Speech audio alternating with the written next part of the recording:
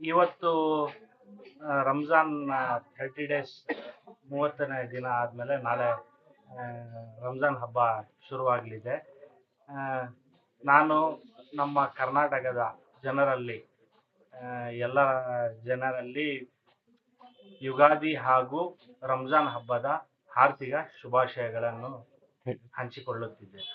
Sir, ಅದೇ ರೀತಿ ನೀವು 30 ದಿನ ರಂಜಾನ್ ಸೆಹರಿ ಎಲ್ಲರಿಗೂ ಹಂಚಿದ್ದೀರಾ, ಏನ್ ಹೇಳಕ್ ಬಯಸ್ತೀರಾ ಸರ್? ಅದ್ರ ಬಗ್ಗೆ ಡೀಟೇಲ್ಸ್ ಆಗಿ ಹೇಳಿ ಸರ್.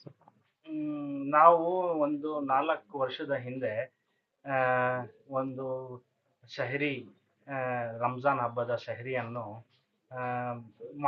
ಮಾಡುವ ಪ್ಲಾನ್ ಮಾಡಿದ್ದು. ಅದು ಎಲ್ಲ ಕಡೆ ಬೆಂಗಳೂರಲ್ಲಿ ಹೋಟೆಲ್ಸ್ ಪ್ರಾಬ್ಲಮ್ ಇರುತ್ತೆ, ಮತ್ತೆ ಸರಿಯಾದ ಸಮಯಕ್ಕೆ ಊಟ ಸಿಗುವುದಿಲ್ಲ, ಮತ್ತೆ ಇದು ಆಚೆಯಿಂದ ಬಂದಿರುವ ಸ್ಟೂಡೆಂಟ್ಸು, ಇದು ಬಡವರು ಅವರೆಲ್ಲ ಇರ್ತಾರೆ. ಅವ್ರಿಗಾಗಿ ನಾವು 4 years ಬ್ಯಾಕ್ ಪ್ಲಾನ್ ಮಾಡಿದ್ವಿ. ಇದು 4ನೇ ವರ್ಷ. ಈ 4ನೇ ವರ್ಷಕ್ಕೆ ನಾವು ತುಂಬಾ ಅದ್ಭುತವಾಗಿ ಕೆಲಸ ಮಾಡಿ. ಸರ್, ಇದೆಲ್ಲ ಮಾಡಕ್ಕೆ ನಿಮ್ ಒಬ್ಬರೇ ಕೈಯಲ್ಲಿ ಆಗಲ್ಲ, ಯಾಕಂದ್ರೆ ನಿಮ್ ಟೀಮ್ ಬಗ್ಗೆ ಏನ್ ಹೇಳಕ್ ಬಯಸ್ತೀರಾ ಸರ್?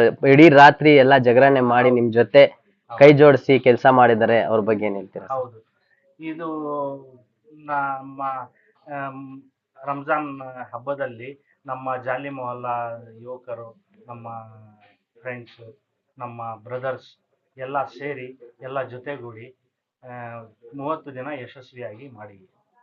ಓಕೆ ಸರ್, ನಿಮ್ಮ ಏರಿಯಾ ಜನತೆಗೆ ಏನ್ ಹೇಳಕ್ ಬಯಸ್ತೀರಾ ಸರ್?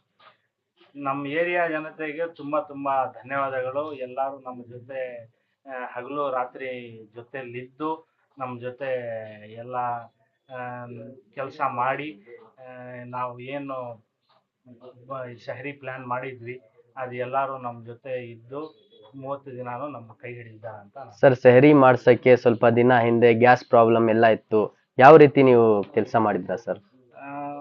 ಹೌದು, ನಮಗೂ ಈ ಗ್ಯಾಸ್ ತೊಂದರೆಯಿಂದ ಒಂದು ಸಿಲಿಂಡರ್ ಬೆಲೆ 10,000 ಪೇ ಮಾಡೋಕ್ಕೂ ನಾವು ಹೋದ್ವಿ, ಆದರೂ ಸಿಗಲಿಲ್ಲ. ಅದರಿಂದ ನಾವು ಏನು ರೆಗ್ಯುಲರ್ ಸೌದೆ ಒಲೆಯಲ್ಲಿ ಎಲ್ಲ ಇದು ಊಟದ ವ್ಯವಸ್ಥೆ ಮಾಡಿ ಅದನ್ನು ಅದ್ಭುತವಾಗಿ ಕೆಲಸ ಮಾಡಿ.